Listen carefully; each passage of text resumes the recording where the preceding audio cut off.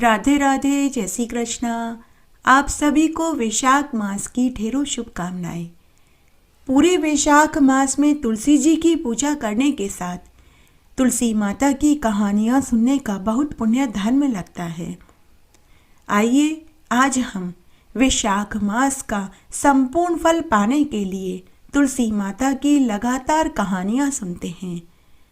कहानी हमेशा पूरी सुननी चाहिए। अधूरी कहानी सुनने का पुण्य प्राप्त नहीं होता। एक बार बहुत छोटा सा गांव था। उस गांव में 7 भाइयों की एको एक लाडली बहन थी। सातों भाइयों का विवाह हो चुका था। माता पिता का बहुत पहले ही स्वर्गलोक गमन हो चुका था। सातों भाइयों की बहन बड़ी ही धार्मिक प्रवृत्ति की थी। जब से उसने होश संभाला तभी से वह तुलसा जी को सींचती, दिया बाती करती, भोग लगाती, 5 भजन गाती और परिक्रमा करती थी। रोज तुलसा जी की सेवा पूरे तन मन से करती थी। तब एक दिन सभी सातों भाभियों ने ननद को ताना मारा कि क्या रोज तुलसा जी की सेवा करती रहती है। अगले घर ब्याह होकर जाओगी तो तुम कोई कामकाज करना क्यों नहीं सीख लेती। ससुराल जाकर तो तुम्हें रोटी सब्जी चूल्हा चौका बर्तन कपड़े ही करने हैं। ऐसा कहकर सातों भाभियां ननद के ऊपर हंसने लगी, लेकिन ननद कुछ नहीं बोली। इस तरह समय बीतने लगा। जब वह विवाह लायक हुई तो भाइयों ने अपनी एको एक लाडली बहन के लिए अच्छा घर वर ढूंढा। तब भाइयों ने अपनी अपनी पत्नियों से कहा कि मेरी बहन के लिए दहेज का सारा सामान तुम्हें ही लाना है, गहने कपड़े बर्तन इत्यादि। तो सभी ने हामी भर दी। तब सातों भाभियों ने अलग अलग डिब्बों में, किसी में तुलसा जी की पत्तियां तोड़कर डाल दी, किसी में तुलसी की जड़, किसी में तुलसी की मंजरी, किसी डिब्बे में तुलसी की टहनियां तो किसी में तुलसी की माला डाल दी। इस तरह 10-15 डिब्बे तैयार कर दिए और अपने अपने पतियों से बोली कि सुनो जी, हमने ननद बाई की शादी की पूरी तैयारी कर ली है। अलग अलग डिब्बों में सारे सामान रखवा दिए हैं। लेकिन ननद को सच्चाई मालूम थी। उसने अपने भाइयों से कुछ नहीं कहा, क्योंकि वह अपने भाई भाभी का घर बसाना चाहती थी, तोड़ना नहीं चाहती थी। तब शादी वाला दिन भी आ गया। भाइयों ने बहन का खूब धूमधाम से विवाह किया और बहन को ढेरों आशीर्वाद देकर विदा कर दिया। बारात दूल्हा दुल्हन के साथ चल दी। पहले के जमाने में बारात पैदल जाती थी या फिर ऊंट गाड़ी या बैलगाड़ी में बैठकर जाती थी, तो उन्हें जाने में कई दिन लग जाते थे। तब बारात दुल्हन को लेकर पैदल पैदल चलती है। चलते चलते दोपहर से शाम हो गई। तब एक जगह उन्होंने रात्रि विश्राम किया। बारातियों को भूख लगी तो ससुर ने सोचा कि समधी जी के यहाँ से इतने सारे डिब्बे आए हैं, जरूर किसी न किसी में भोजन भी होगा। जैसे ही ससुर ने एक डिब्बा खोला तो उसमें से ढेर सारी मैदा की गरम गरम पुड़िया और आलू की सूखी सब्जी निकली। सभी बारातियों ने स्वादिष्ट भोजन खाया और रात्रि विश्राम किया। सुबह फिर वे अपने गंतव्य स्थान की ओर चल दिए। चलते चलते दोपहर तक बारात अपने गाँव में पहुँच गयी। गांव के सभी लोगों ने नई बहू की खूब बड़ाई करी। जब बहन ससुराल में पहुंची तो सभी ने उसकी खूब बड़ाई करी। जब ससुराल वालों ने डिब्बे खोल कर के देखे तो किसी में गहने, किसी में बर्तन, किसी में रुपयों की थैली, तो किसी में कपड़े, किसी में चावल, घी, तेल, गुड़, काजू, बादाम निकले। तुलसी के पत्ते, टहनी, बीज, मंजरी, मिट्टी सभी तुलसी माता की कृपा से गहनों, कपड़ों, बर्तनों और धन में बदल गए। हे तुलसी माता, जैसे तुलसी पूजन का फल आपने 7 भाइयों की बहन को दिया, वैसे हमें भी देना। कहानी कहने वाले को, सुनने वाले को और हुक्कारा भरने वाले को। तुलसी जी की कहानी। एक बार की बात है, बहुत छोटा सा गांव था। उस गांव में एक विधवा ब्राह्मणी अपने बेटा, बहू और बेटी के साथ रहती थी। ब्राह्मणी की बेटी बड़ी ही धार्मिक प्रवृत्ति की थी। उसका नाम सुशीला था। सुशीला की माँ और भाई उसे खूब लाड़कोड़ से रखते थे, लेकिन उसकी भाभी उसे पसंद नहीं करती थी। वह अपनी सास से कहती थी कि माँ जी, आप ननद बाई से घर का कामकाज क्यों नहीं करवाते? आखिर में तो यही काम आएगा, पराए घर जाएगी तो दुख उठाना पड़ेगा। ससुराल वाले हमें ही ताने देंगे कि हमने इसे घर का कोई कामकाज नहीं सिखाया। तो ब्राह्मणी और उसका पति हंसकर टाल देते कि हमारी तो एकोएक लाडली सुशीला है, अपने आप सब सीख जाएगी। सुशीला ने जब से होश संभाला तभी से वह तुलसी जी को सींचती, दिया बाती करती, रोज 5 परिक्रमा करती, तुलसी जी के 16 श्रृंगार करती, मेहंदी काजल बिंदी लगाती, चुनरी उड़ाती, मिश्री और माखन का भोग लगाती और रोज तुलसी जी के 5 भजनों को गाती। पूजा करने के बाद वो बोलती कि हे तुलसी माँ, सोने के लोटे में जल दो और लड्डुअन का थाल दो। तो ऐसा कहते ही दोनों चीजें उसके सामने आ जाती। सुशीला उन्हें ले जाकर अपनी माँ को दे देती, जिससे उनके घर में कभी अन्न धन की कमी नहीं हुई। समय बड़ा खुशी खुशी बीत रहा था। जब सुशीला विवाह लायक हुई तो ब्राह्मणी ने अपने बेटे से कहा कि बेटा, तेरी बहन विवाह लायक हो गई है, इसके लिए अच्छा घरवर तलाश करो ताकि हम सुशीला का धूमधाम से विवाह कर सकें। तभी सुशीला की भाभी बीच में ही बोली कि माँ जी, मेरे तो एकोएक लाडली ननद है, इसके लिए तो घरवर मैं ही ढूंढूंगी। मेरी कौन सी 2-4 नंदे हैं, अपनी ननद के नेक 4 तो मैं ही करूंगी, मैं ही बन्नियाँ गाऊंगी। तब पति और सास ने कहा कि जैसा तुम ठीक समझो वैसा करो। तब भाभी अपने मन ही मन सोचने लगी कि अब आया ऊंट पहाड़ के नीचे, अब मैं अपनी मन की निकाल लूंगी। बरसों से वह अपनी ननद से खार खाए बैठी थी, तो उसने मन ही मन सोचा कि इसके लिए ऐसा गरीब घरवर ढूंढूंगी ताकि मेरी सास और मेरे पति को सबक मिल सके। तब भाभी ने एक गरीब से गरीब घर में सुशीला का रिश्ता तय कर दिया। तब ब्राह्मणी ने और उसके बेटे ने सुशीला का धूमधाम से विवाह कर दिया। जब सुशीला विवाह होकर ससुराल में पहुंची तो कोई वहां मंगल गीत गाने वाली महिलाएं नहीं थी, न ही किसी ने उसका आवभगत किया। ससुराल में केवल उसकी विधवा सासू और एक कुंवारी ननद थी। रात्रि में सुशीला ने दाल रोटी खाई और सो गई। सुबह रोज की तरह वह जल्दी उठी, स्नान आदि करके। सुशीला अपनी सासू माँ के पास आई और पूछने लगी कि माँ जी, मेरे नित्य का नियम है कि मैं तुलसी जी की पूजा करती हूँ, तभी मैं अन्न जल ग्रहण करती हूँ। माँ जी, हमारे घर में तुलसी जी का पौधा कहाँ है? तो सास बोली कि बहू, हमारे घर में तो तुलसी का पौधा ही नहीं है। ऐसा करो, तुम अपनी ननद को साथ लेकर पड़ोस में चली जाओ, वहाँ तुलसी का पौधा है, तुम वहाँ जाकर पूजा कराओ। तब सुशीला अपनी छोटी ननद को साथ लेकर पड़ोस में तुलसी जी की पूजा करने चली गई।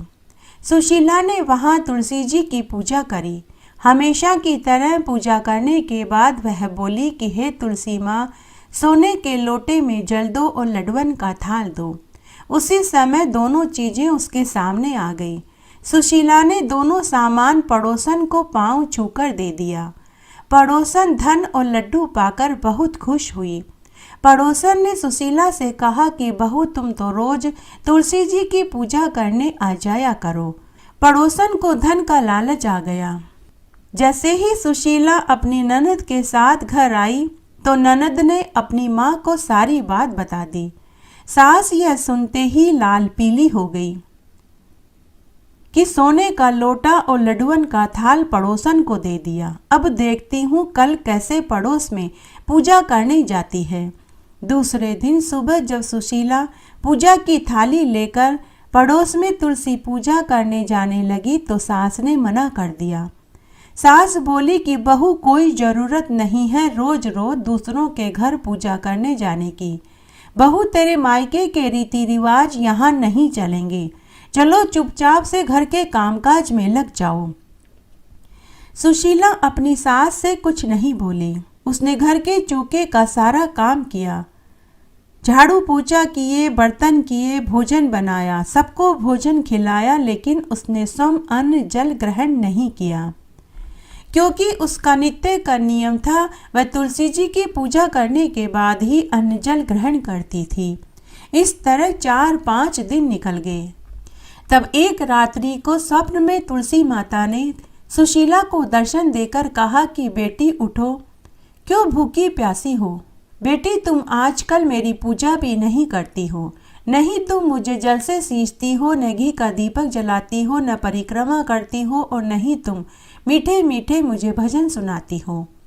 तो स्वप्न में ही सुशीला बोली कि हे तुलसी माँ, मेरे ससुराल में तुलसी का पौधा ही नहीं है, पड़ोस में मुझे सासू ननद जाने नहीं देती। तब तुलसी माँ बोली कि बेटी, मैंने तेरे घर के आंगन में अपना वास बना लिया है, तुम अब रोज मेरी पूजा किया करो। ऐसा कहकर तुलसी माँ अंतर्ध्यान हो गई। सुबह जब सुशीला सोकर उठी तो उसे रात्रि के स्वप्न वाली बात याद आई।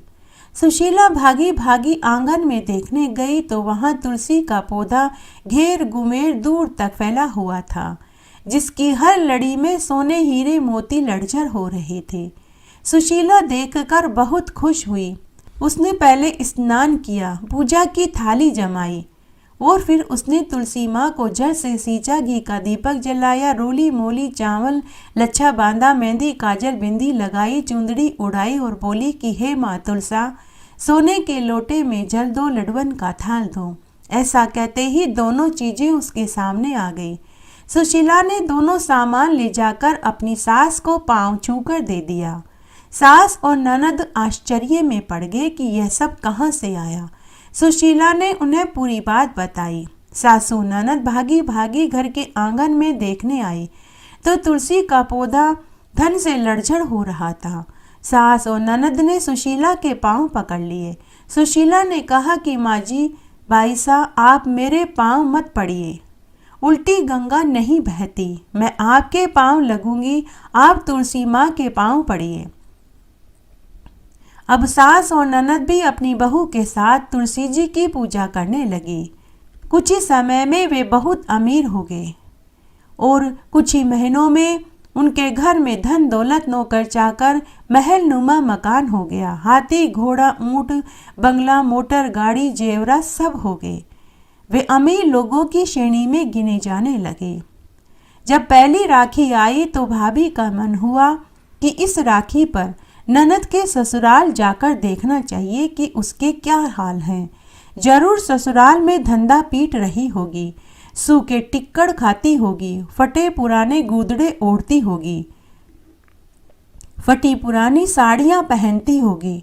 तब भाभी अपने पति के साथ सुशीला के घर राखी बंधवाने पहुंचे तो सुशीला के ठाट बाट देखकर भाई को बहुत खुशी हुई, लेकिन भाभी की आंखें चकराने लगी, उसे तो चक्कर आने लगे। सुशीला अपने भाई भाभी से मिलकर बहुत खुश हुई। हे तुलसी माता, जैसे आपने सुशीला की पग पग पर मदद करी वैसी सबकी करना। कहानी कहने वाले की, सुनने वाले की और हुक्कारा भरने वाले की। तुलसी जी की कहानी। एक बार की बात है, एक गांव में एक ब्राह्मण दंपति रहते थे। उनकी शादी को अनेक बरस हो गए, लेकिन उन्हें औलाद सुख की प्राप्ति नहीं हुई। ब्राह्मण रोज गांव में भिक्षा मांगने जाता तो कभी यजमान खुद ब्राह्मण के घर सीधा रखने आते थे, जिसमें आटा, दाल, तेल, घी, गुड़, चीनी होता था। ब्राह्मण दंपति का यही आजीविका का साधन था। एक दिन ब्राह्मण जब शाम को भिक्षा मांगकर घर लौट रहा था तो रास्ते में उसे 8 साल की एक कन्या दिखाई दी। वह कन्या ब्राह्मण के पास आई और बोली कि बाबा बाबा, मैं आपके साथ आपके घर चलूं। ब्राह्मण ने पीछे मुड़कर देखा तो उसे कोई दिखाई नहीं दिया।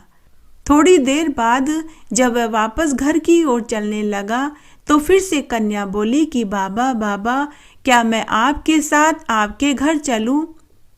बाबा, मैं आपकी बेटी हूँ, क्या मैं आपके साथ आपके घर चलूं? तो ब्राह्मण ने देखा एक बहुत सुंदर 8 साल की कन्या खड़ी थी। ब्राह्मण ने कहा कि बेटी, तुम कौन हो? तुम्हारे माता पिता भाई कहाँ हैं? तो वह कन्या बोली कि बाबा, मेरा तो कोई भाई नहीं। ब्राह्मण ने देखा आसपास क्या दूर तक कोई दिखाई नहीं दिया, अंधेरा होने वाला था। तो ब्राह्मण ने मन ही मन सोचा कि रात होने वाली है, ऐसे समय में इस कन्या को यहाँ छोड़ना ठीक नहीं होगा। ब्राह्मण ने कन्या को कंधे पर बैठाया और उसे घर ले आया।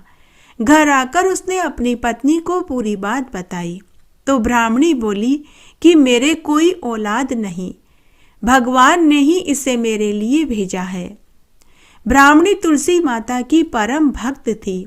उसने कन्या का नाम तुलसी रख दिया। अब ब्राह्मण दंपति तुलसी के साथ सुखमय जीवन जीने लगे। जब से तुलसी घर में आई, उनके घर में अन्न धन के भंडार भर गए। समय पंख लगा कर के उड़ने लगा। जब तुलसी विवाह लायक हुई तो ब्राह्मण दंपति को अपनी बेटी तुलसी के विवाह की चिंता सताने लगी। तो तुलसी ब्राह्मण दंपति से बोली कि माँ बाबा, आप मेरे विवाह की चिंता मत करो, मुझे तो कृष्ण भगवान ब्याने आएंगे, आप तो मेरे ब्याह की तैयारियां करो। उसके बाद कार्तिक सुदी पूर्णिमा को भगवान शालिग्राम का तुलसी से विवाह हो गया। जब तुलसी विदा होकर जाने लगी तो ब्राह्मण दंपति रोने लगे।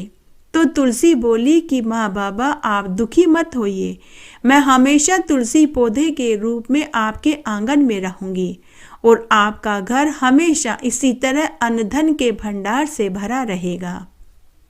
हे माँ तुलसी, जैसे आप ब्राह्मण दंपति के ऊपर टूटी, वैसे सबके ऊपर टूटना, कहानी कहने वाले के ऊपर, सुनने वाले के ऊपर और हुकारा भरने वाले के ऊपर। एक बार एक नगर में एक ब्राह्मण अपनी पत्नी, बूढ़ी माँ और 3 बच्चों के साथ रहता था। वह ब्राह्मण अपने यजमानों के घर पूजा पाठ, हवन आदि करता था। बदले में वे उसे सीधा देते थे। सीधे में आटा, दाल, तेल, घी, गुड़ और दक्षिणा में रुपए देते थे। उसी से ब्राह्मण का गुजर बसर चलता था। ब्राह्मण इतना कमा लेता था कि सब भर पेट भोजन खा लेते थे। ब्राह्मण बड़ा ही नेक दिल का था। वह हर एकादशी का उपवास करता था। उसने एक नियम बना रखा था कि एकादशी के दिन वह अपने यजमानों से भिक्षा लेकर नहीं आता था। सब यजमान ब्राह्मण को सीधा रखने उसके घर आते थे। ब्राह्मणी ब्राह्मण से हमेशा परेशान रहती थी। ब्राह्मणी आए दिन अपने पति को ताने देती कि आप कोई दूसरा काम क्यों नहीं करते, इस तरह हमारा गुजर बसर कैसे चलेगा, आप कुछ और काम करो ताकि हम धन जोड़ पाएं। ब्राह्मण पत्नी से बोला कि अरे ब्राह्मणी, मुझे तो कोई और काम करना ही नहीं आता, मैं और क्या काम करूं? तो ब्राह्मणी कहती कि कोई भी करो, लेकिन मुझे आपका यह पुजारी वाला काम पसंद नहीं। ब्राह्मण चुप रह जाता, कुछ नहीं बोल पाता। उस नगर का राजा बड़ा ही दानी था। वह ब्राह्मणों, गरीबों, जरूरतमंदों, साधु सन्यासियों को दान दिया करता था। उसके दरबार से कोई खाली नहीं जाता था। तब एक बार ब्राह्मणी को किसी से पता चला कि उनके नगर का राजा ब्राह्मणों को खूब दान दक्षिणा देता है। तो ब्राह्मणी अपने पति से बोली कि हे स्वामी, आप हमारे नगर के राजा के पास दान मांगने जाइए, शायद उससे हमारी गरीबी दूर हो जाए। तो ब्राह्मण अपनी पत्नी से बोला कि अरे भगवान, हमें राजा का धन दान में नहीं लेना चाहिए। वो धन पता नहीं राजा ने कहां कहां से इकट्ठा किया होगा। किसी का दिल धुकाकर पैसे लिए होंगे, किसी का खून चूस कर लिया होगा, किसी से टैक्स मांगा होगा। पता नहीं गरीब किसानों का कहां कहां से लूट खसोट करके राजा ने वो धन एकत्र किया होगा। भगवान, उस धन से कभी घर में बरकत नहीं होती। ऐसा धन कभी फलता फूलता नहीं है। मैं ऐसा धन दान में नहीं लूंगा। भगवान, मैंने पूरी उम्र मेहनत मजदूरी करके ही घर चलाया है, लेकिन ब्राह्मणी के ऊपर अपने पति की बातों का कोई असर नहीं हुआ। उसने तो सिर्फ एक ही रट लगा दी कि या तो आप राजा से दान मांग कर लाइए, नहीं तो मैं अपने बच्चों को लेकर हमेशा हमेशा के लिए मायके चली जाऊंगी। आखिर थक हार कर ब्राह्मण को अपनी पत्नी की बात माननी ही पड़ी। किसी ने सच ही कहा है, बाल हट, राज हट और त्रिया हट, उसके आगे किसी की नहीं चलती। तो ब्राह्मण को भी अपनी पत्नी की बात माननी पड़ी। उस रात ब्राह्मण पूरी रात यही सोचता रहा कि मैं राजा से ऐसी क्या चीज दान में मांगूं कि मुझे दान भी मिल जाए और मेरा ईमानदारी और मेरा धर्म भी नष्ट न हो। सोच विचार करने के बाद ब्राह्मण दूसरे दिन राजा के दरबार में पहुंचा। तब एक दरबारी ने राजा को अंदर जाकर संदेश दिया कि हे महाराज, हमारे नगर का एक ब्राह्मण आया है। राजा ने ब्राह्मण को देखा तो उसका खूब आदर सत्कार किया और कहने लगा कि हे ब्राह्मण देव, आज आपके आगमन से मैं धन्य हो गया। मेरा परिवार, मेरा महल धन्य हो गया। मेरा जीवन सफल हो गया। आप बताइए मैं आपको क्या चीज दान में दूं? स्वर्ण, चांदी, धन, अन्न, वस्त्र, दूध देने वाली गाय, जमीन, जायदाद, जो आप कहेंगे मैं वही चीज आपको दान में दूंगा। ब्राह्मण थोड़ी देर तक तो सोचने लगा। इधर उधर उसने चारों तरफ देखा। उसके बाद वह राजा से बोला कि हे महाराज, मुझे आपसे एकांत में कुछ बात करनी है।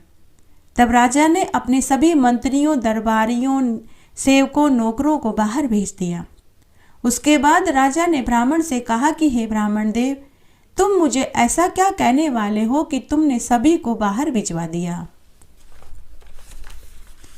तब ब्राह्मण ने हिम्मत करके कहा कि हे महाराज, मुझे आपसे दान चाहिए, क्या आप दे पाएंगे?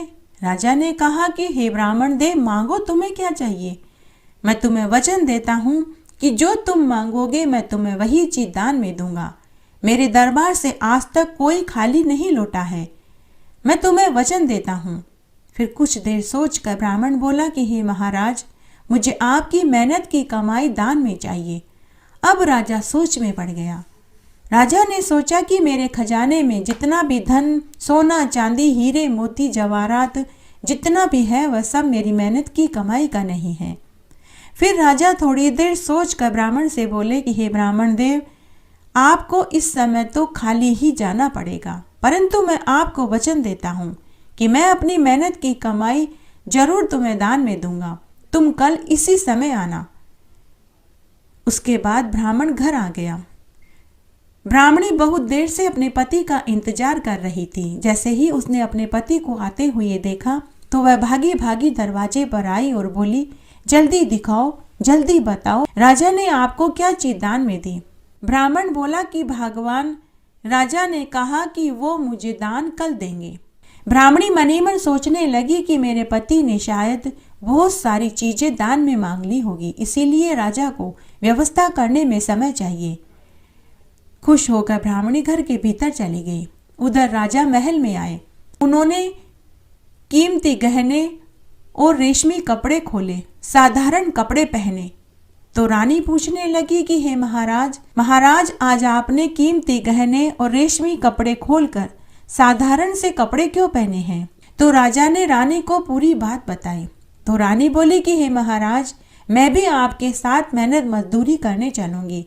दोनों जने मिलकर कमाएंगे तो ज्यादा धन एकत्र कर पाएंगे और ब्राह्मण को ज्यादा धन दान में दे पाएंगे। उसके बाद रानी ने भी कीमती गहने, रेशमी कपड़े खोले और साधारण कपड़े पहने। अपने बच्चे को भी साधारण कपड़े पहनाए और महल के पिछले दरवाजे से निकल पड़े। चलते चलते बहुत देर हो गई, लेकिन उन्हें कोई काम नहीं मिला।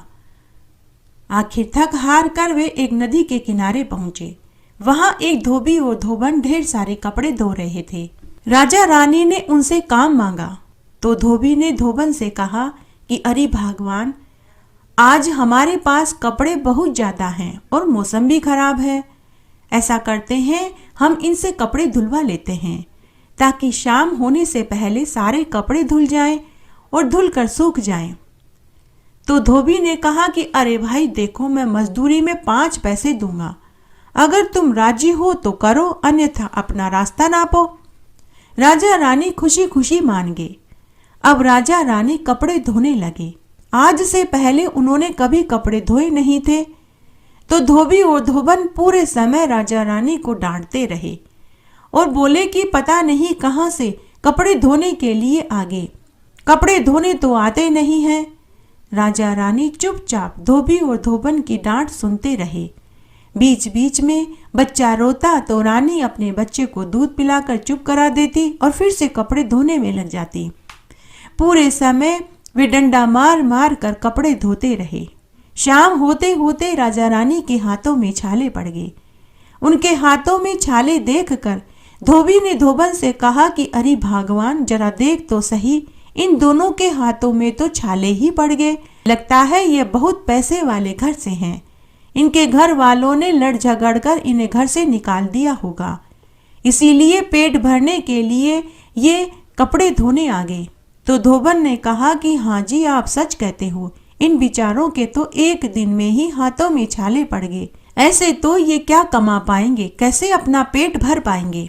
शाम होने पर जब सारे कपड़े धुल गए तो धोबी ने उन्हें 5 पैसे दिए और धोबी उनसे पूछने लगा कि अरे भाई, जरा ये तो बताओ तुम कौन हो? पहले तुम्हें कभी इस नगर में नहीं देखा। लगता है तुम तो कोई पैसे वाले घर से हो। तुम्हारे तो एक ही दिन में कपड़े धोने से हाथों में छाले पड़ गए। राजा रानी ने उनसे कुछ नहीं कहा। पैसे लेकर खुशी खुशी वे महल में आ गए। राजा रानी अपनी मेहनत की कमाई के 5 पैसे पाकर बहुत खुश हुए। राजा ने महल में आने के बाद उन 5 पैसों को लाल कपड़े की पोटली में बांध दिया और रात्रि में सो गए। दूसरे दिन जब ब्राह्मण महल में दान लेने आया तो राजा ने ब्राह्मण को हाथ जोड़कर कहा कि हे ब्राह्मण देव, मैं केवल 5 पैसे ही कमा पाया हूँ। ब्राह्मण खुश हो गया और राजा की मेहनत की कमाई के 5 पैसे लिए और राजा को ढेरों आशीर्वाद दिया। तो ब्राह्मण ने कहा कि हे महाराज, मुझे आपके ये मेहनत के 5 पैसे खूब फलेंगे फूलेंगे। मुझे आपकी मेहनत की कमाई के ये 5 पैसे कई करोड़ रुपए के बराबर लग रहे हैं। उसके बाद ब्राह्मण ने 5 पैसे लिए और राजा को ढेरों आशीर्वाद देकर घर आ गया। ब्राह्मणी पहले से ही अपने पति का इंतजार कर रही थी। जैसे ही अपने पति को आते हुए देखा तो ब्राह्मणी भागी भागी आई और बोली, हे स्वामी, धन कहाँ है? क्या कोई गाड़ी में धन भरकर आ रहा है? तो ब्राह्मण ने जेब में से 5 पैसे निकाले और अपनी पत्नी को देते हुए बोला कि ले भगवान, राजा ने मुझे ये 5 पैसे दान में दिए हैं। 5 पैसे देखकर ब्राह्मणी आग बबूला हो गई और बोली कि तुम तो पागल हो, तुम्हें तो दान मांगना भी नहीं आता। और उन 5 पैसों को वहीं पटक कर दनदनाती हुई घर के अंदर चली गई। ब्राह्मण ने 5 पैसे उठाए और घर के तुलसी क्यारे में रख दिए। ब्राह्मण सोचने लगा कि जब ब्राह्मणी का गुस्सा शांत होगा तो वो इन 5 पैसों को ले लेगी। इस तरह दिन बीतने लगे। दोनों पति पत्नी उन 5 पैसों वाली बात को भूल गए।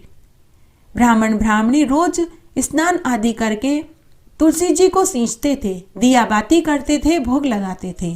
तो वे 5 पैसे तुलसी क्यारे में फूल पत्तियों में ढक गए। इस तरह से 1 महीना निकल गया। 1 महीने के बाद तुलसी क्यारे में 5 तुलसी के नए पौधे उग आए और उन 5 पौधों में हर लड़ी में सच्चे पानीदार मोती लड़झड़ कर रहे थे। ब्राह्मण और ब्राह्मणी ने कभी आज से पहले सच्चे पानीदार मोती देखे नहीं थे, तो वे उन्हें तुलसी का बीज ही समझ रहे थे। तब एक दिन तुलसी माता ने सोचा कि ये दोनों पति पत्नी तो बड़े ही भोले हैं, धन इनके आंगन में है और ये गरीबी में जी रहे हैं। तब तुलसी माता ने एक माया रची। उस नगर के राजा के पास मानसरोवर के हंस थे, वो केवल सच्चे मोती ही चुगते थे। तब तुलसी माता ने अपनी माया से राजा के पास खजाने में रखे हुए सच्चे मोती गायब करवा दिए। उस राजा का एक नियम था, वह रोज मानसरोवर के हंसों को सच्चे मोती खिलाने के बाद ही अन्न जल ग्रहण करता था। जब खजाने में सच्चे मोती खत्म हो गए तो राजा हंसों को मोती नहीं चुगा पाया, तो उसने स्वयं भी अन्न जल ग्रहण नहीं किया। तब राजा ने पूरी नगरी में यह ढिंडोरा पिटवा दिया कि जिसके पास भी सच्चे मोती हों वह राजमहल के खजाने में लाकर जमा करा दें और बदले में सोने चांदी की अशर्फियां ले ले। बेचारे ब्राह्मण दंपति को तो मालूम भी नहीं था कि उनके आंगन के तुलसी क्यारे में सच्चे पानीदार मोती की लड़ियां लटक रही है। तब तुलसी माता ने एक बुढ़िया का वेश बनाया और ब्राह्मण के घर भिक्षा मांगने पहुंच गई। ब्राह्मण ने बुढ़िया माई को अपने आंगन में बैठाया और अपने हिस्से की रोटी खाने को दे दी। भोजन खाने के बाद बुढ़िया रूप में तुलसी माता ने ब्राह्मण से पानी मांगा। ब्राह्मण ने बुढ़िया माई को 1 लोटा पीने का पानी दिया। पानी पीने के बाद बुढ़िया रूप में तुलसी माता ब्राह्मण से बोली कि अरे ब्राह्मण, तेरे आंगन के तुलसी क्यारे में तो सच्चे पानीदार मोती लटक रहे हैं। ब्राह्मण ने कहा कि अरे नहीं बुढ़िया माई, मैं तो बड़ा ही गरीब ब्राह्मण हूँ, मेरे घर में कहाँ से सच्चे पानीदार मोती। तो बुढ़िया रूप में तुलसी माता बोली कि अरे ब्राह्मण, मैं सच कहती हूँ, तेरे आंगन के तुलसी क्यारे में जो ये मोती लटक रहे हैं ये सच्चे मोती हैं। ब्राह्मण, मैं तुझे एक बात बताती हूँ, तेरे नगर के राजा के पास सच्चे मोती खत्म हो रहे हैं। तू ये सच्चे मोती ले जाकर तेरे नगर के राजा को दे दे। तेरा नगर का राजा 4 दिन से भूखा है, क्योंकि उसने एक नियम ले रखा है, वो हंस को सच्चे मोती खिलाने के बाद ही अन्न जल ग्रहण करता है। इस समय तेरे नगर के राजा के पास सच्चे मोती खत्म हो रहे हैं। तू ये सच्चे मोती राजा को ले जाकर के देगा तो तुझे 2 पुण्य मिलेंगे। तेरे मोती देने से हंस का पेट भरेगा। हंस अगर भोजन खा लेगा, राजा जो 4 दिन से भूखा है वो भी भोजन कर लेगा। और आज फिर एकादशी है। अरे ब्राह्मण, एकादशी के दिन सच्चे मोती का दान करने से मनुष्य को स्वर्ग के 7 दरवाजे खुले मिलते हैं। हे ब्राह्मण, मैं तुझे एक बात और बताती हूँ, जो फल मौनी अमावस्या के दिन मरने पर मनुष्य को मिलता है, वही फल एकादशी के दिन सच्चे मोती का दान करने से मिलता है। हे ब्राह्मण, तू जा, ये सच्चे मोती एक थैले में भर और तेरे नगर के राजा को ले जाकर के दे दे। बुढ़िया रूपी तुलसी माता की बातें ब्राह्मण और ब्राह्मणी दोनों सुन रहे थे। उनकी तो खुशी का ठिकाना नहीं रहा। ब्राह्मणी ने झट से तुलसी क्यारे में से सच्चे मोती एक थैले में भरे और अपने पति को देती हुई बोली कि हे स्वामी, आप इन मोतियों को ले जाकर राजा को दे दो, बदले में वे हमें सोने चांदी की अशर्फियां देंगे। उसके बाद बुढ़िया रूपी तुलसी माता वहां से चली गई और अंतर्ध्यान हो गई। उसके बाद ब्राह्मण ने सच्चे मोती से भरा हुआ थैला लिया और ले जाकर राजा को महल में दे दिया। राजा ने जब ब्राह्मण को देखा तो कहा कि अरे ब्राह्मण, तुम्हारे पास इतने सच्चे पानीदार मोती कहाँ से आए? अभी कुछ दिन पहले ही तो तुम मुझसे भिक्षा मांगने आए थे। सच सच बताओ, इतने सच्चे पानीदार मोती तुम्हारे पास कहाँ से आए? चोरी करी, डाका डाला, क्या किया? तब ब्राह्मण ने राजा को बताया कि हे महाराज, मेरे घर के आंगन में एक तुलसी क्यारा है, उसमें सच्चे पानीदार मोती लटक रहे हैं। लेकिन राजा को ब्राह्मण की बात पर यकीन नहीं हुआ। राजा ने बार बार ब्राह्मण से सच बोलने के लिए कहा, लेकिन ब्राह्मण हर बार एक ही बात बोलता कि महाराज, मेरे घर के आंगन में तुलसी क्यारा है, उसी में ये सच्चे पानीदार मोती लटक रहे हैं। लेकिन राजा को ब्राह्मण की बात पर यकीन नहीं हुआ तो राजा ने उसे जेल में डाल दिया। घर पर ब्राह्मणी भी बहुत दुखी हुई। संध्या के समय तुलसी क्यारे में दिया बाती करी और तुलसी माता से प्रार्थना करने लगी कि हे तुलसी माता, मेरे पति बेकसूर हैं, राजा ने उन्हें जेल में डाल दिया है, अब आप ही मेरे पति को बचाइए, मेरे पति का कोई दोष नहीं है।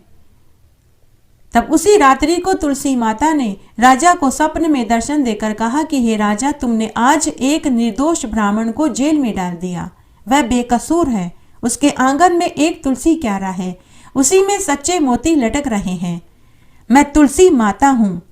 अरे राजन, तू उस ब्राह्मण को आदर पूर्वक छोड़ दे और साथ ही उसे खूब सारी दान दक्षिणा भी दे। उसके बाद तुलसी माता ने राजा से कहा कि हे राजा, यह सारी माया मेरी ही फैलाई हुई है, मैंने ही तेरे खजाने में से सच्चे मोती गायब करवाए थे, मैंने ही ब्राह्मण को सच्चे मोती लेकर तेरे पास भेजा था। अरे राजा, तूने जो ब्राह्मण को अपनी कमाई के 5 पैसे दिए थे, ब्राह्मण ने उन पैसों को तुलसी क्यारे में रख दिया था, उन्हीं 5 पैसों से उसके तुलसी क्यारे में 5 पौधे उगे, उन्हीं में सच्चे पानीदार मोती झिलमिला रहे हैं। हे राजन, तू उस ब्राह्मण को सुबह होते ही आदर सहित जेल से छोड़ दे, नहीं तो मैं तेरा ये सारा वैभव सुख संपत्ति सब बर्बाद कर दूंगी। सुबह जब राजा सोकर उठा तो उसे स्वप्न वाली बात याद आई। तब राजा ने अपनी स्वप्न वाली बात अपनी रानी, मंत्रियों और अपने गुरु को बताई। तो राजा के गुरु राजा से बोले कि हे राजन, उस ब्राह्मण के ऊपर तो तुलसी माता का आशीर्वाद है। हे राजन, तुम उस ब्राह्मण को छोड़ दो, साथ ही तुम उसे खूब सारी दान दक्षिणा भी दो। उसके बाद राजा रानी ने ब्राह्मण को जेल से रिहा कर दिया और अपने साथ रथ में बैठा करके उसे घर तक छोड़ने आए। सब राजा रानी ने ब्राह्मण के आंगन के तुलसी क्यारे में जाकर के देखा, फूल पत्तियां हटा कर के देखा तो तुलसी की जड़ में उन्हें अपनी मेहनत की कमाई के 5 पैसे दिखाई दिए। अपनी मेहनत की कमाई के 5 पैसे देखकर राजा रानी बहुत खुश हुए। उन्होंने ब्राह्मण को खूब सारा धन, जमीन, जायदाद दिया। उसके बाद राजा ने पूरी नगरी में ये ढिंढोरा पिटवा दिया कि सभी मनुष्य को मेहनत की कमाई खानी चाहिए। मेहनत की कमाई से ही बरकत होती है, मेहनत की कमाई से ही धन बढ़ता है, जैसे कि ब्राह्मण का बढ़ा। साथ ही उन्होंने कहा कि प्रत्येक मनुष्य को एकादशी का व्रत करना चाहिए। घर के आंगन में तुलसी का क्यारा होना चाहिए। रोज सुबह तुलसी जी को सींचना चाहिए और सुबह शाम दिया बाती करना चाहिए और भोग लगाना चाहिए। हे तुलसी माता, जैसे आप ब्राह्मण के ऊपर फली फूली, वैसे सबके ऊपर फलना फूलना। कहानी कहने वाले के ऊपर, सुनने वाले के ऊपर और हुकारा भरने वाले के ऊपर। तुलसी जी की कहानी। एक बार बहुत छोटा सा गांव था। उस गांव में ननद भाभी रहती थी। ननद बड़े ही धार्मिक विचारों की थी। जब से वह समझदार हुई तभी से वह तुलसी जी को सींचती, दिया बाती करती और तुलसी जी के भोग चढ़ाती और सुहाग के सामान चढ़ाती और संध्या के समय पुनः दिया बाती करती। तुलसी जी की रोज 5 परिक्रमा करती, तुलसी जी के 5 भजनों को गाती। ननद को तुलसी माँ से बहुत लगाव था। भाभी को ननद फूटी आंख नहीं सुहाती थी। भाभी जब भी ननद को तुलसी जी की पूजा पाठ करते देखती तो बड़ी जलीकटी सुनाती और कहती कि क्या रोज रोज तुलसी जी को सींचती है, दिया बाती करती है, क्या ससुराल में यह सब चीजें काम आएगी? घर का चूल्हा चौका क्यों नहीं करती? आगे जाकर तो तुझे यही करना है। तो कभी गुस्से में कहती कि जब तेरी शादी होगी तो बारात में तुलसी ही खाने को दूंगी, तुलसी ही मैं तुझे दहेज में दूंगी। लेकिन ननद कुछ नहीं कहती। ननद बड़ी ही धैर्यशील थी। इस तरह समय बीतने लगा। जब ननद विवाह लायक हुई और शादी का दिन आया तो भाभी ने बारातियों के सामने तुलसी का गमला तोड़कर फेंक दिया। तुलसी माता की कृपा से वह गमला फूलों के हार में बदल गया और हर एक बाराती के गले में स्वतः ही फूलों की माला आ गई। यह देखकर भाभी और भी जल भुन गई। भाभी ने जलन के मारे बारातियों के खाने में तुलसी की पत्तियां तोड़कर डाल दी। लेकिन तुलसी माता की कृपा से बारातियों का भोजन स्वादिष्ट व्यंजनों में बदल गया। फिर भाभी ने अपनी ननद को गहनों की जगह तुलसी की मंजरी पहना दी। लेकिन तुलसी माता की कृपा से तुलसी की मंजरी सोने के आभूषणों में बदल गई। यह देखकर भाभी और भी चिढ़ गई। तब भाभी ने अपनी ननद को दहेज में देने के लिए फटी पुरानी साड़ियां रख दी और उसके ऊपर तुलसी का जनेऊ रख दिया। तुलसी माता की कृपा से फटी पुरानी साड़ियां सुंदर जरी की रेशमी कीमती साड़ियों में बदल गई। जब ननद ससुराल में पहुंची तो सभी ससुराल वालों ने दहेज देखकर ननद की बहुत बड़ाई करी। जब भाभी को इन सब बातों का पता चला तो उसे बड़ा आश्चर्य हुआ। उसे तुलसी की महत्ता समझ में आ चुकी थी। भाभी के खुद के भी एक लड़की थी। तो भाभी ने खुद की लड़की से कहा कि बेटी, तू भी तुलसी जी की पूजा पाठ किया कर। देख, तेरी बुआ तुलसी जी की पूजा पाठ करती थी तो उसके खूब ठाट बाट हो गए। तुझे भी तेरी बुआ की तरह फल मिलेगा। लेकिन भाभी की लड़की श्रद्धा भाव से तुलसी जी की पूजा नहीं करती थी, वह मात्र दिखावा करती थी। जब भाभी की लड़की का विवाह का समय आया तो उसने सोचा कि जैसा बर्ताव मैंने अपनी ननद के साथ किया था, अगर वैसा ही बर्ताव मैं अपनी लड़की के साथ करूंगी तो शायद तुलसी माँ मेरी बेटी को भी वो सब कुछ दे जो उसने मेरी ननद को दिया था। तब भाभी ने अपनी लड़की के बारात के सामने तुलसी का गमला तोड़कर फेंक दिया। लेकिन वह तुलसी का गमला फूलों के हार में नहीं बदला, वह मिट्टी के ढेर में ही पड़ा रहा।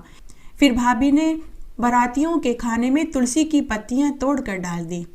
लेकिन अब की बार वह स्वादिष्ट व्यंजनों में नहीं बदला, बल्कि बारातियों का खाना कड़वा और बेसुहादला हो गया।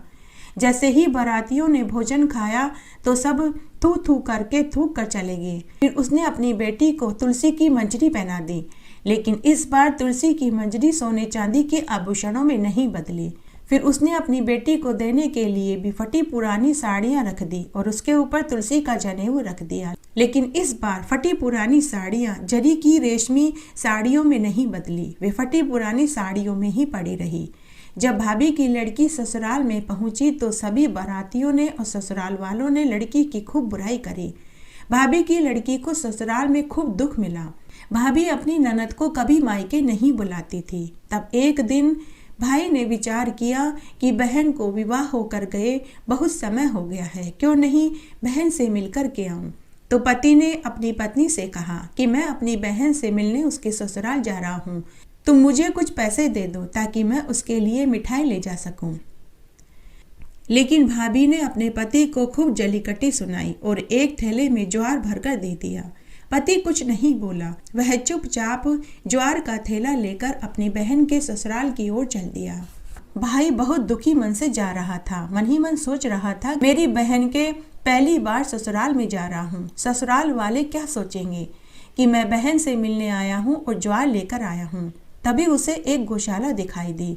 भाई ने ज्वार का थैला गाय के सामने उड़ेल दिया। वहां एक गाय का हाली खड़ा था। उसने भाई से कहा कि अरे भाई, यह गाय तो चारा खाती है, सोने चांदी और सच्चे हीरे मोती नहीं खाती। आप गाय को ये क्या डाल रहे हो। भाई को अपनी आंखों पर विश्वास ही नहीं हुआ। उसने झट से सारे सोने चांदी सच्चे मोती थैले में भर लिए और प्रसन्नतापूर्वक अपनी बहन के ससुराल से मिलने पहुंच गया।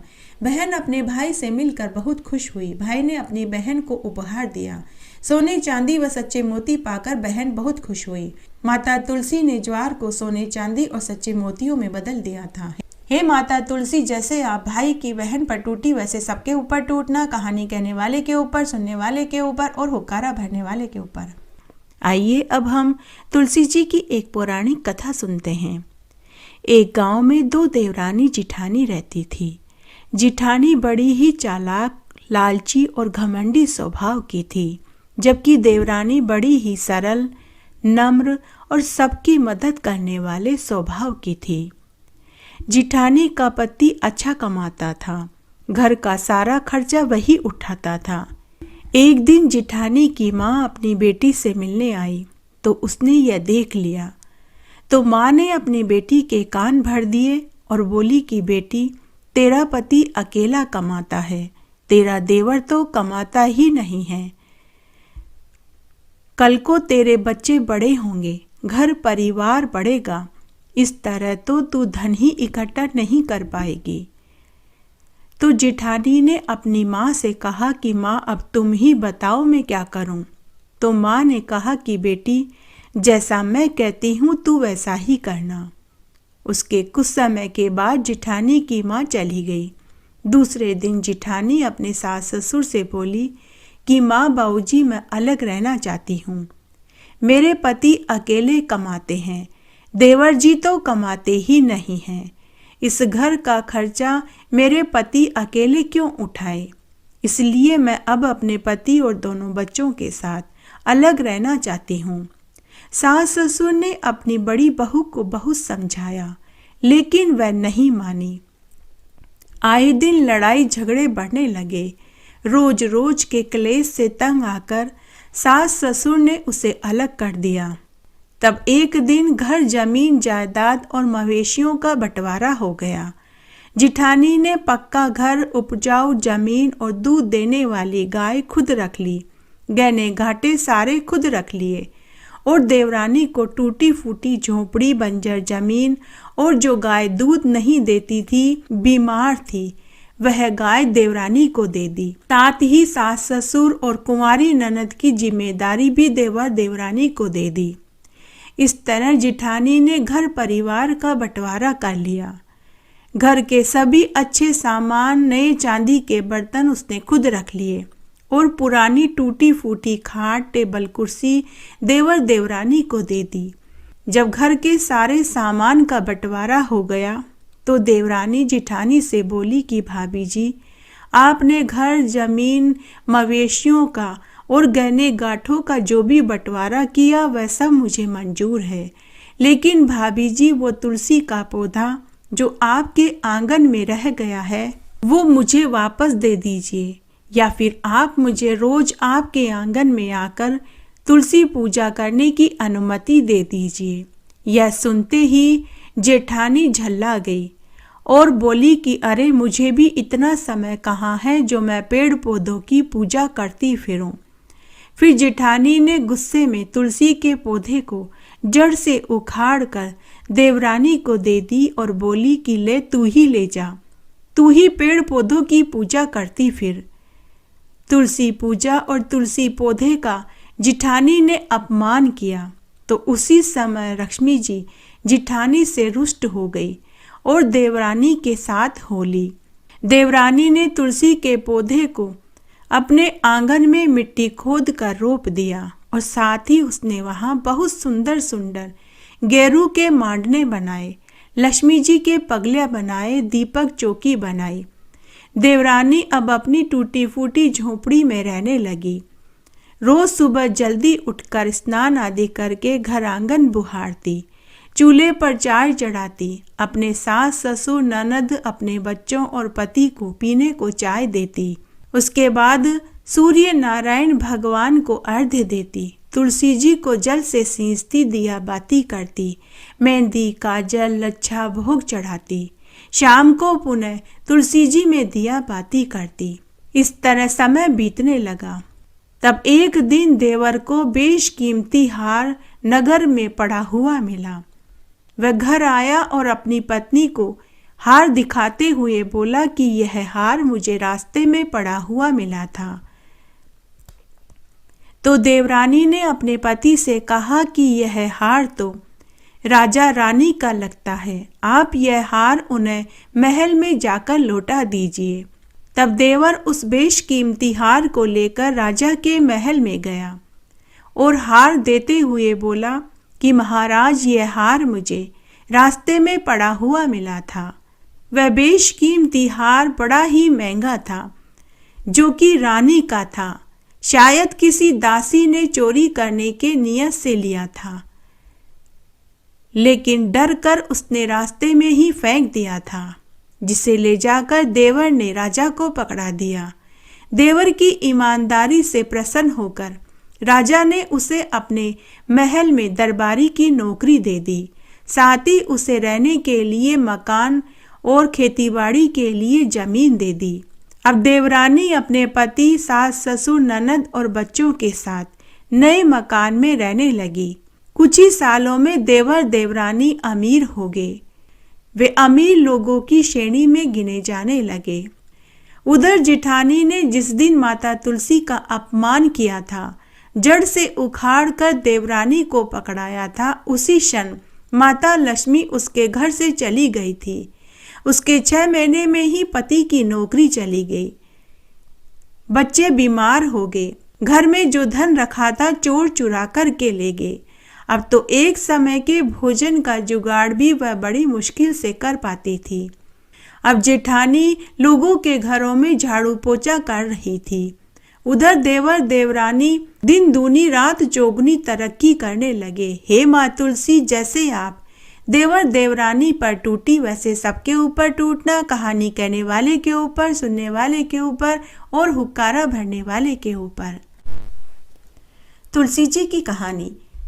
एक बार एक गांव में एक बुढ़िया माई अपने बेटा बहू और 2 पोतों के साथ रहती थी। बुढ़िया माई का रोज का नियम था कि वह रोज सुबह जल्दी उठती, तालाब पर स्नान आदि करके सूर्य नारायण भगवान को अर्घ्य देती, तुलसी जी को सींचती, दिया बाती करती और वहीं बैठकर श्री हरि के 5 भजनों को गाती और शाम को पुनः तुलसी जी में घी का दीपक जलाती और रोज 5 परिक्रमा करती। यह उसका रोज नित्य का नियम था। एक दिन जब वह गांव में अपनी उम्र की औरतों के साथ बैठी हुई थी, तो वहां कुछ औरतों ने एकादशी के दिन द्वारिकाधीश मंदिर दर्शन करने का कार्यक्रम बनाया। तब गांव की औरतों ने सुखिया बुढ़िया माई से पूछा कि अरे बहन, अगर तू भी चलना चाहती है तो अपने बेटा बहू से पूछ लेना। बुढ़िया माई ने हामी भर दी। बुढ़िया माई का मन भी श्री हरि के दर्शनों को करने का हो रहा था, लेकिन वह मन ही मन सोचने लगी कि मेरे पीछे से तुलसी के पौधे की कौन देखरेख करेगा, कौन जल से सींचेगा, कौन दिया बाती करेगा और कौन सुबह शाम भोग लगाएगा। उसके बाद बुढ़िया माई घर आ गई और घर आकर खुद के कमरे में उदास होकर बैठ गई। शाम को बुढ़िया का बेटा उसके लिए भोजन की थाली लेकर आया। अपनी माँ को उदास देखा तो बेटे ने अपनी माँ से उदासी का कारण पूछा। माँ ने कहा कि बेटा, गांव की औरतें द्वारिकाधीश मंदिर दर्शन करने के लिए जा रही है। मेरा भी बहुत मन है, लेकिन कैसे जाऊं? पीछे से मेरी तुलसी जी की सेवा पूजा कौन करेगा? बेटे ने कहा कि माँ, तुम चिंता मत करो। अगर तुम्हारा मन द्वारिकाधीश मंदिर दर्शन करने के जाने का हो रहा है तो तुम जरूर जाओ। तुम्हारी तुलसी जी की पूजा तुम्हारी बहू कर देगी। तब बुढ़िया ने अपने बेटे से कहा कि बेटा, एक बार बहू से पूछ लेता। तो बेटे ने कहा कि माँ, पूछना क्या है? मैंने कहा ना कि वो कर देगी, वो मना नहीं करेगी। आप भोजन खा लो और सो जाओ, मैं आपके जाने का पूरा इंतजाम कर दूंगा। बुढ़िया माई ने खुशी खुशी भोजन खाया और सो गई। फिर बुढ़िया का बेटा अपनी पत्नी से बोला कि मेरी माँ 5 दिनों के लिए द्वारिकाधीश तीर्थ यात्रा पर जाएगी। तुम मेरी माँ के लिए 5-7 दिनों के जितने घी और काजू बादाम डालकर आटे के लड्डू बना देना। साथ ही मेरी माँ का एक काम भी तुम्हें करना है। रोज नियम से तुलसी जी में जल से सींचना, दिया बाती करना और सुबह शाम भोग लगा देना। तो पत्नी ने हामी भर दी, कुछ नहीं बोली। उस दिन बुढ़िया की बहू पूरी रात्रि कुड़कुड़ करती रही। वह मन ही मन बुढ़िया माई को गालियां देने लगी और बोली कि मैं तो एक दिन के लिए मायके जाने की कहती हूँ तो मुझे नहीं भेजते, और अपनी माँ को 5-5 दिनों के लिए तीर्थ यात्रा के लिए भेज रहे हैं, और अपनी माँ का सारा काम भी मुझसे करवा रहे हैं।